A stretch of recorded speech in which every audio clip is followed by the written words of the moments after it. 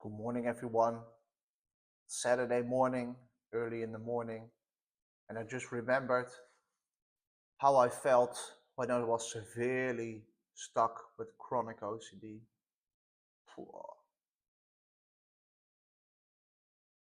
Really bad.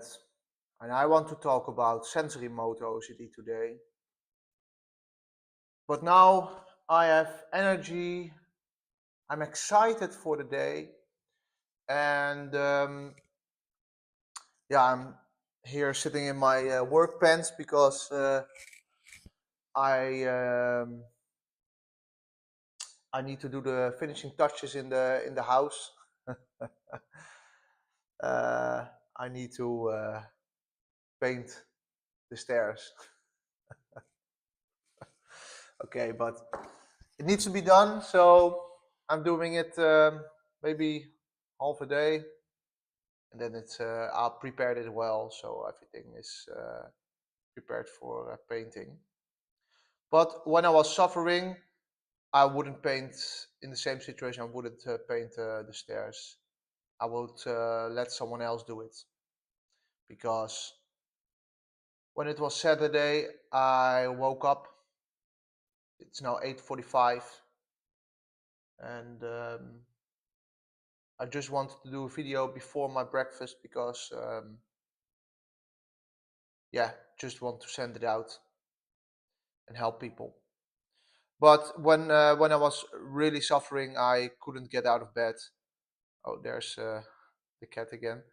I couldn't get out of bed, and and I was constantly laying in a dark room because I was so extremely panicked. But I want to talk about sensorimotor because um, if you saw my video about my full story with OCD, I suffered from severe chronic OCD and anxiety for more than 15 years, and had also very large episodes of depression. And I want to say to everybody with sensorimotor, you can get better, because it's so, you need to realize that I think you can't be more stuck than I was with breathing OCD. I notice my breath every second of the day for 3 years straight. I couldn't sleep. I couldn't sleep. Maybe for I woke up every half hour because I was so extremely panicked about my breathing. So,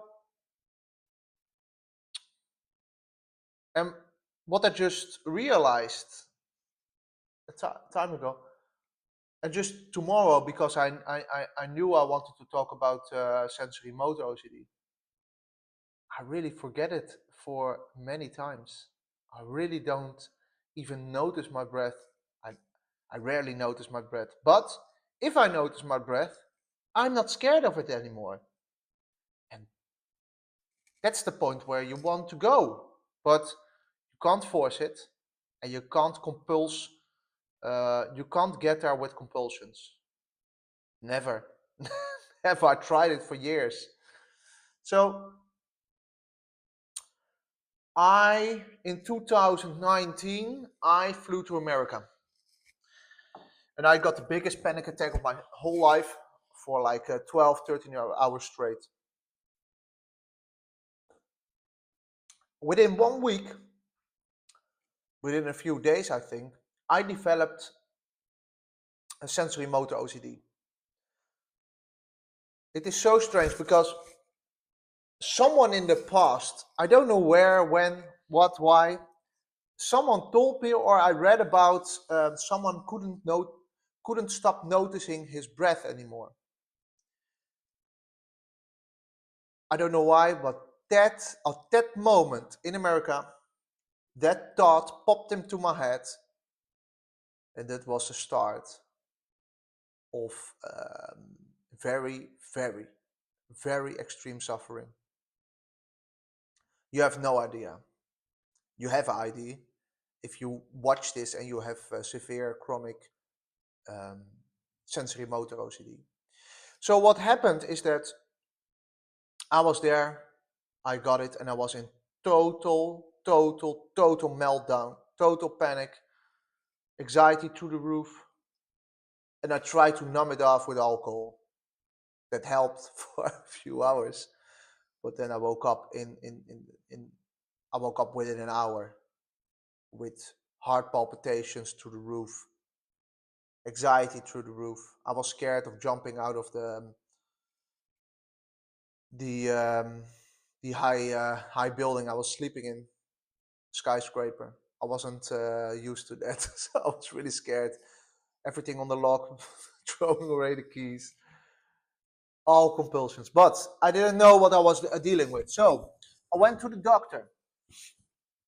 I called the doctor in America. I said, I don't know what is happening, but this is really bad. So I called the doctor, made an appointment when I landed a day after, and it only got worse.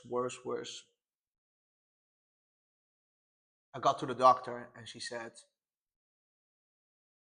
"What's your problem, Luke?" I said, "I can't stop noticing my breathing."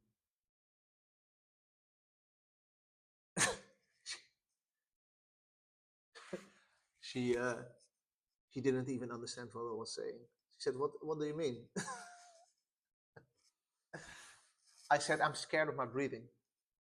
She said, "But why? Everybody breathes." Yeah, but I can't stop thinking about my breathing. Okay, let's do some cognitive work. Uh, Tell me a little bit more about your history and what you did for school. And I went to the next one. Same. I got an ADHD test.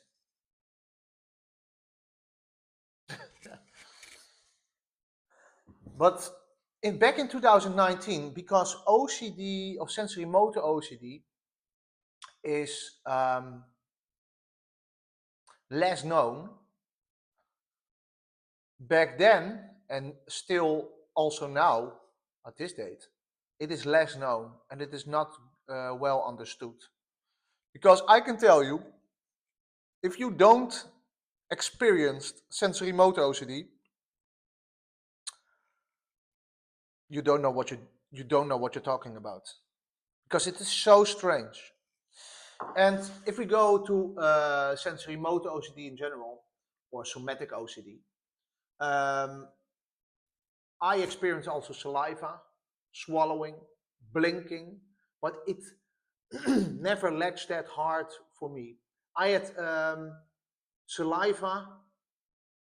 It was like my mouth was filling with water constantly. It was really, I was really irritated about it, because it's not a. When I was talking, all kinds of fluids in my mouth. It's really not the best way to speak. But um, that stayed for a few months. But I was more concerned about the breathing. So um, I, when I woke up, in extreme panic about my breathing. Is it still there? Am I still noticing it? But you need to realize that you will be breathing the rest of your life. And I was thinking about, okay, when I have, and this is the comparing what doesn't work also, but because OCD will latch to something you fear the most or you find important. So I thought, okay, at that point in time, I thought, what about contamination OCD or harm OCD? If you can accept harming someone, I thought, or just forget about harm, just in the beginning, then you will you will feel better. But the breath is always with you. You need to breathe the rest of your life, or otherwise you die. You don't breathe manually, but it happens automatically. But I didn't thought that at that moment.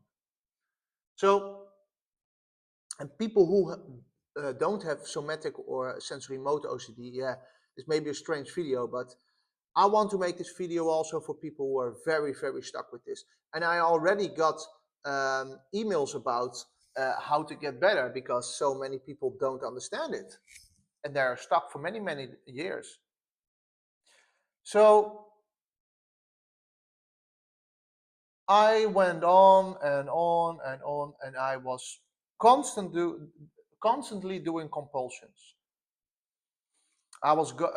First I was going to different kind of therapies that didn't work. Secondly, I was going to the spa and just trying to really relax, doing ashwagandha. I heard that would help for anxiety, and this didn't do anything. I didn't do any meds. I had some few sleeping pills, but I wasn't comfortable taking them because when I took them, I was already scared that I couldn't sleep the next day. So it is not for me, and I don't see maybe for a week that it is beneficial for someone, but yeah, it's everybody's personal choice, and you need to discuss with your provider. But I went on, and I took a break from work for 2 weeks. And I was really overworked. I was working very hard, had my own business, and I didn't got any better for like 1-2 years, and I didn't felt any happy feeling for years. This is really the honest story. I was so I didn't find the right information. I found someone on YouTube who had it and got better because he was believing in God now. Okay. Really, yeah, not the right information from me to God. So I got nowhere, really nowhere. And I tried just to live, but it wouldn't release. And that is you it wouldn't release. I woke up noticing my breath the whole day. When I was talking with people, when I was eating, when I was gymming. And at the point in time, I just had enough. And I thought, and yeah, I just thought, just live life. And then, yeah, okay, just see what happens. And it wouldn't release. But you will get accustomed you will get used to the feeling of noticing your breath. So over time, it will get better, or you will get better at it. But if you're doing compulsions, you will say to your brain, if you see my video about the OCD cycle, please watch it. You will say to your brain, I'm still scared. So you will stay scared. If you're doing compulsions, so compulsions in sensorimotor OCD are trying to not notice your breath, trying to distract yourself with work, with doing things, with watching things, overly use of Netflix, overly use of alcohol, not drinking coffee, um,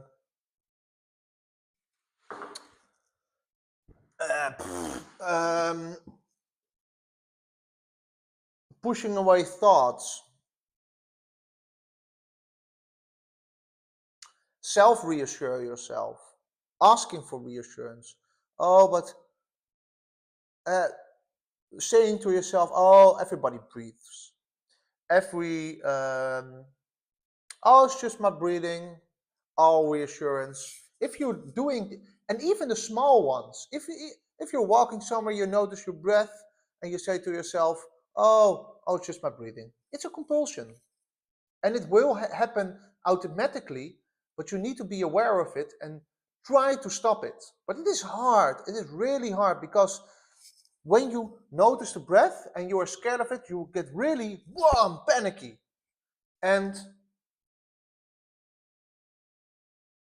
then it is understandable why you do a compulsion, but it is counterproductive. It doesn't do anything for you. If you watch the OCD cycle video, you will see that if you're doing compulsions, you will never get better. So, what really works is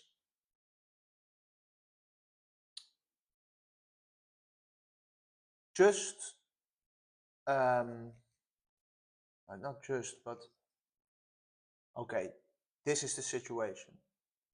Acknowledge that you have a severe anxiety-based disorder, OCD. Acknowledge that it is the best time to have, because 20 years ago it was, I think you couldn't get any information about sensorimotor OCD. Okay, that is a start. Then see for yourself where you're scared, what you're scared of. I think you know, but just observe it for a few days. I know it's hard.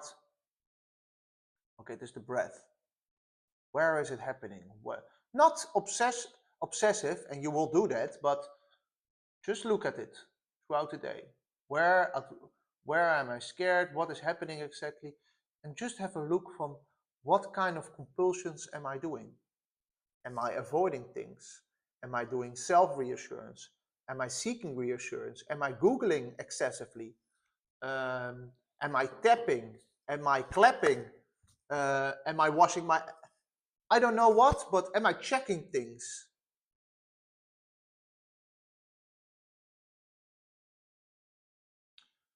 And just see what's happening and what you are doing.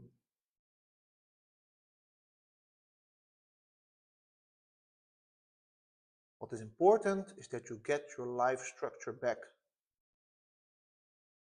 Really hard, really hard, but I did it, and it is necessary for your getting better with OCD. If you are not working, if you are not doing any sport, or just walking or cycling, if you're not socializing, if you're only watching Netflix, sitting on TikTok, YouTube, just look at it also. It is not a healthy structure, you know. Your life is so small. And I know how it is when you are such suffering and need to go to social things. It's not fun. But for you need to train your brain that it is not scary.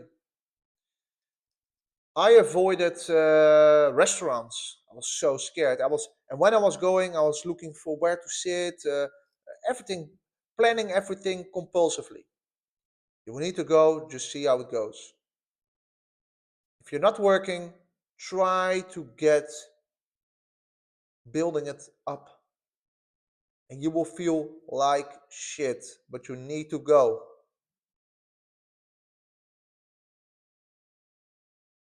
You also need to introduce sport. I started cycling. I hated cycling. I love it now. How strange is that? How strange is that? Cold weather, cycling. Warm weather, cycling. Introduce it into your week. Once a week. For half an hour. Build it up to 1 or 2 times a week, 1 hour. Simple bicycle, don't need to be fancy things, just go. Walking for 20 minutes in the fresh air. What I like to do, and it's maybe strange, but it helped me. I was taking the train to the other side of the country and just, yeah, we have a small country, so um, just take the train for 3 hours and just try to read something, look out of the window. It's very, yeah, therapeutic. It will help you. um, but that are the basic stuff. And then people say exposure and response prevention is the gold standard. It is part of getting better of OCD within this team. But you, the thing with the breath, it is always there. So when you are doing an exposure, it is already there.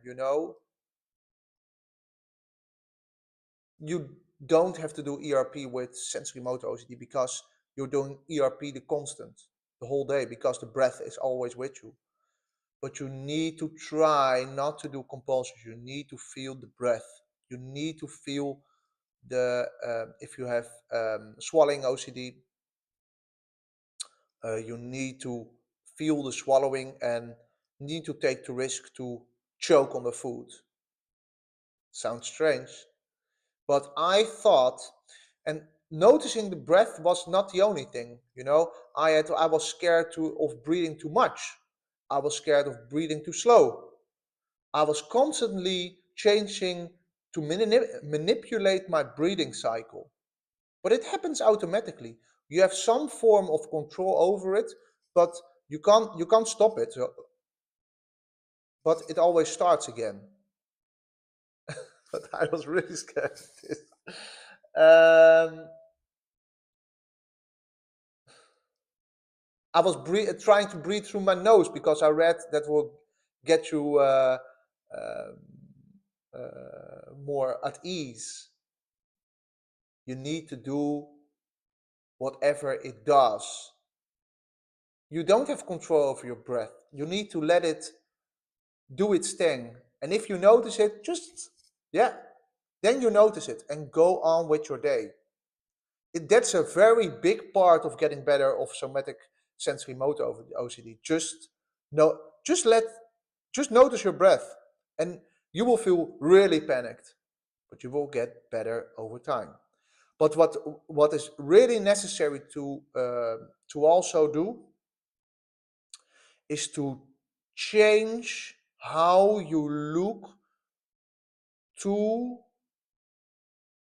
your worst fear. In this case, noticing the breath for the rest of your life. That was my biggest fear. That I had intrusive images about being 80, sitting in a chair and still noticing my breath. I was so scared of it.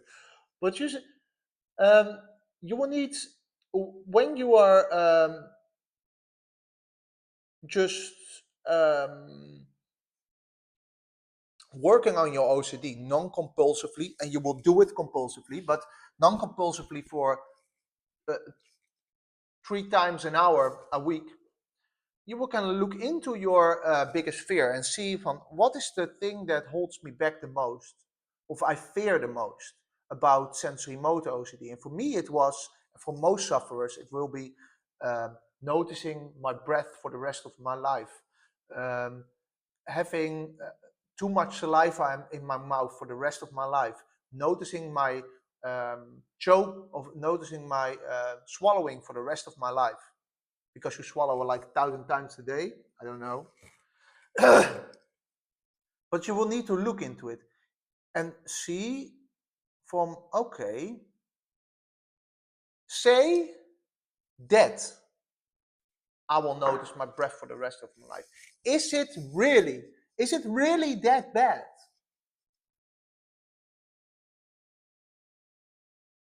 Yeah, it is not nice.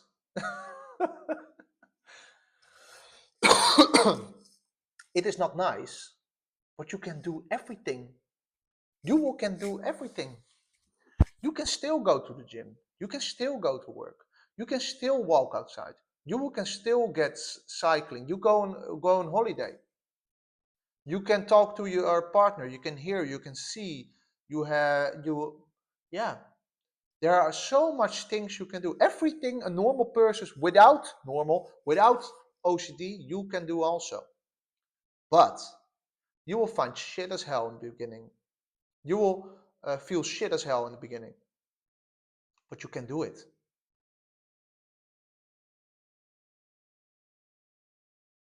And this is something you will need to look into. So, what really you need to do is what people tend to do is always look to people who have it better. Oh, they have everything in order. Oh, they have the nice house, they have the nice car. They were feeling very good. They don't have OCD. Oh, but you will need also to see people who have it, um, who have a very hard life. There is a channel, what I will put down here, and it's called, I need to look it up, Special Kids. Let me take a look. There you can see it is really, it is not. The YouTube channel is called Special Books by Special Kids. And just go to the channel and put in the filter most popular videos and watch them. It's really, really, really intense. There are people who can't see, can't hear. Do you want to switch with them, switch lives with them? In 1 second, I will say no. But OCD will let you feel you have the worst condition of your life. But you need to have other views about other people's lives to see, okay, it is bad what I have, but it is way less worse than this. Look at what I'm going to show you now. Oh. This kid has been burned alive, and he can't see anymore. His nose is really bad, and he's looking like really, really, really bad. And he don't have arms anymore, fingers anymore. He has some little arms now, but he went to a very, very painful situation. And if he walks on the street, everybody's is really is looking away. He can't go through life normally because he looks so other than he looks so different than other people. Here, this is one of the videos. Side the burn survivor. Look at this man. He's been through.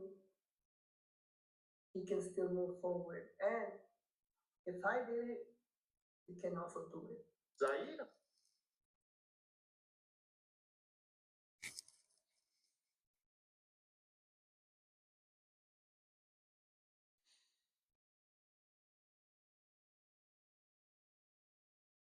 What's strange is, guys, is that because he is not scared of it, he doesn't like it, but he has his mission to be positive and make something of his life. But really, if you're really being honest, would you want to switch with him? I definitely don't. Give me the give me the breathing OCD back. Yeah, really, really. But you will need to see it. And I think the most, because you don't know what you're dealing with. Because when you go to your friends and you say, I can't notice my breath, can't stop noticing my breath, everybody says, what are you meaning? And that's a big part of the fear because no one understands it, and even you don't understand it. But the conclusion is everybody can get better, really. And it is so liberating. I wanted this video for so bad to see when I was struggling. And this is what I want to give you. How stuck you are with sensorimotor, what it is, breathing, swallowing, blinking, saliva. It doesn't matter. I had them all. I had them all. But breathing OCD was my biggest. And I swear to God, I swear, oh, maybe that's someone with religious OCD. I swear that I thought I couldn't get better. I was in the worst place. After 3 years noticing your breath, I couldn't dream about this situation right now, my situation right now, not noticing it. And even if I notice it, I don't give a shit. I really don't give a shit. Look at that guy. Oh, that's intense. So, and what I want to say to you, it takes time. It takes, and it really working at getting better, reading things. I have another book here. I don't know if I can. Let me have a look.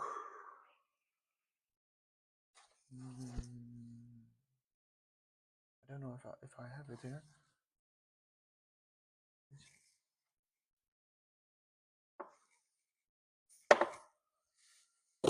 Oh, oh sorry. I'm sorry. Oh, no, I don't. I think it's upstairs.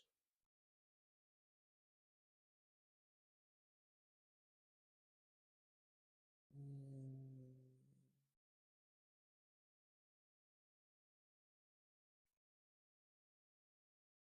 no, I can't find it there. But there is also a book what I recommend reading to get a other view about your life, and it is from Edith Eger. I think it's called The Choice. Yeah. So it is from someone, Edith Eger. She is Holocaust survivor, and this is she was born in Hungary, and she wrote a book about her time in a Nazi death camp. And I think this is also for you to really read this book. It is really giving you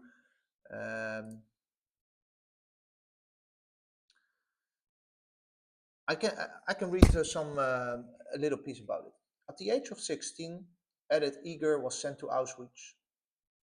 Hours after her parents were killed, because she was in line with her mother, and because Edith said, "She's my mother," she went into the gas chamber, and she needed to live with that. Nazi officer Dr. Joseph Mengele forced Edith, that's her, Edith, to dance for his amusement and her survival. Edith was pulled from a pile of corpses when the American troops liberated the camps in 1945. Edith spent decades struggling with flashbacks and survivor's guilt, determined to stay silent and hide from the past. My cat is doing all kinds of things. 35 years after the war ended, she returned to Auschwitz and was finally able to fully heal and forgive the one person she she'd been unable to forgive. That was herself. Oh, giving me goosebumps. It is really a good book. You need to read it. You need. Edith weaves her remarkable personal journey with the moving stories of those she has helped heal. She explores how we can imprisoned, how we can be imprisoned in our own minds and show us how to find the key to freedom. The Choice is a life-changing book that will provide hope and comfort to generations of readers. And it is really that. So I hope this helps. If you have any questions, please contact me about this subject. I know really the depths. Hey, I know really the depths. I know the nuances about sensorimotor OCD, and I know how to get better. If you're struggling with this, please watch also my video about the OCD cycle. It was the last one. It's a presentation I made just to understand the basics about OCD. And you can use it for any team of OCD and also sensorimotor in this case. But it is a little bit different, you know. When you have contamination OCD, it is different. You can do ERP more. You can do ERP, but with sensorimotor OCD, it is different. But you are doing always ERP because you notice the breath for the rest of your life. Oh, so, and I am busy making a document, the OCD Clarity action plan. I'm still around 30% because I don't have all the time in the world, but this is a step-by-step plan that will guide you, just gives you a start of recovering and getting better. And when you're confused, you get back to the paper and just know, oh, I'm here and I need to do this. And you don't need to do compulsions, eh? Hey, thank you very much. Please give it a like. Please help grow the channel. And thank you very much and have a nice day.